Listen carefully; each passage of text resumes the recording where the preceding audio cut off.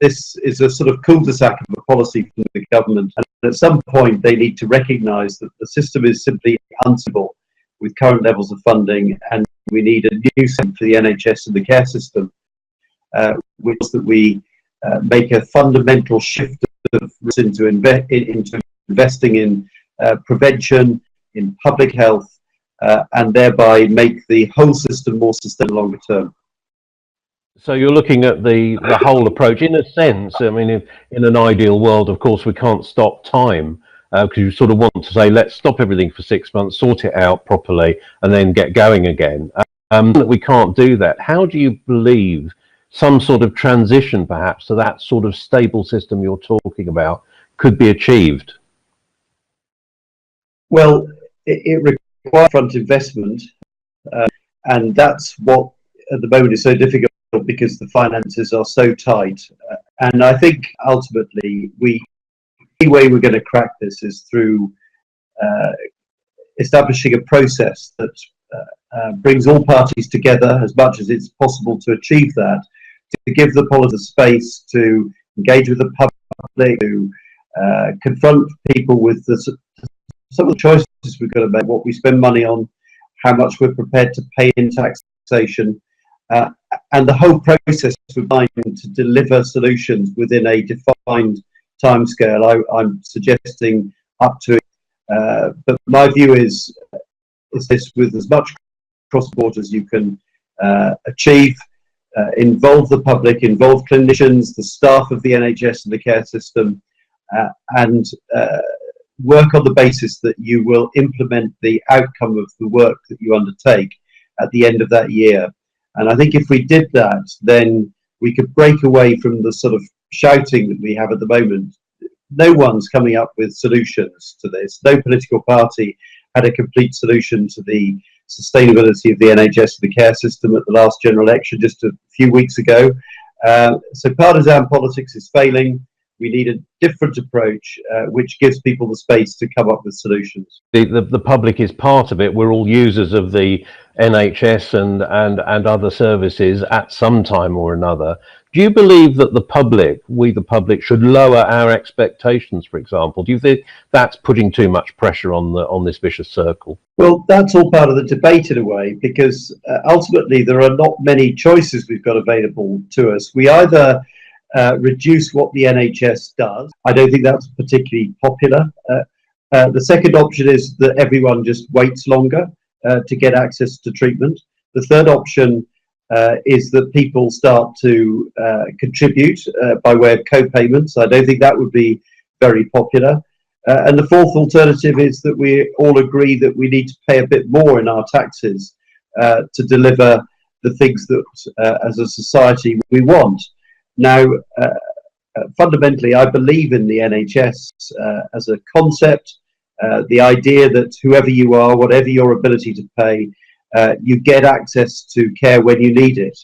And I think that's a sort of principle and an approach that we've held dear in this country, and which we should seek to preserve if at all possible. But that sometimes means that you have to make choices about what government does and what it doesn't do. Are there other things we should stop doing in order to ensure that we have a health and care system that meets the needs of people today? And when it comes to the question of increasing taxes, are we doing it in a way that is fair between generations, that ensures that it's based on your ability to pay, and so forth? These are all critical decisions which, in a way, we should have a national conversation about, rather than just allowing it to drift as we do at the moment.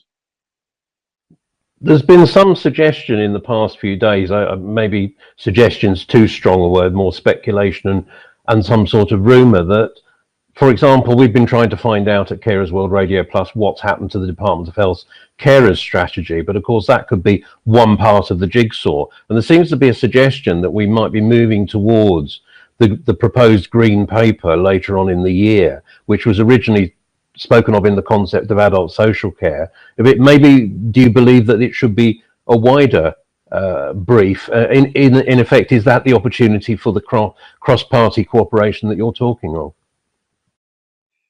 Well, I think ultimately it would be a mistake to just look at social care or just look at the NHS. The two are so interdependent, and ultimately, actually, the divide between the two doesn't often make much sense from the point of view of the patient or the person who needs the support from social care and so on. And looking at a much more coherent approach where we look at the whole of the health and care system together. How are they both funded? Look at sometimes the jarring between a free system and a means-tested system, the NHS social care system. Can we make that work much more effectively together?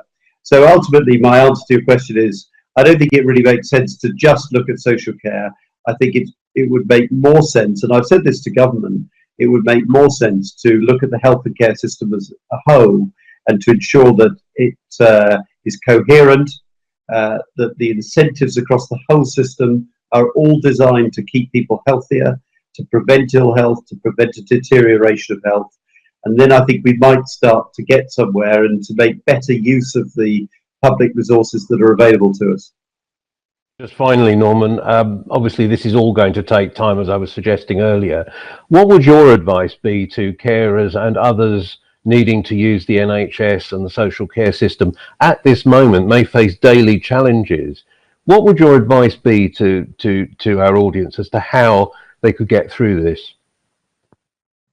Well, obviously to do what you can with the support of your local councillors, your member of parliament and so on, to ensure that you get what you need for yourself and for your loved one.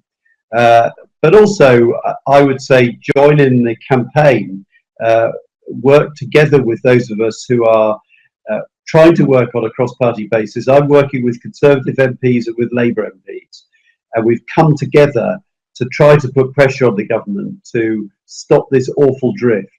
Because the longer this goes on, the more people will be failed by the system. There are already far too many failures of care.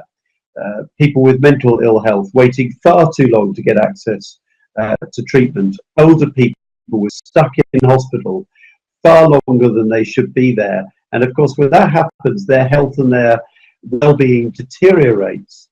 So let's put to this extent to which we're failing the people of this country, and let's seek to embrace a different approach. And so the more people across the country, your listeners, your viewers, can come together and support an effort to put pressure on the government to adopt this approach, the better. Well, certainly we'll be encouraging them to do that, and indeed ourselves at Carers World Radio Plus similarly. Norman Lamb, thank you very much indeed for speaking to us. Thank you. Great pleasure to speak to you again. Thank you.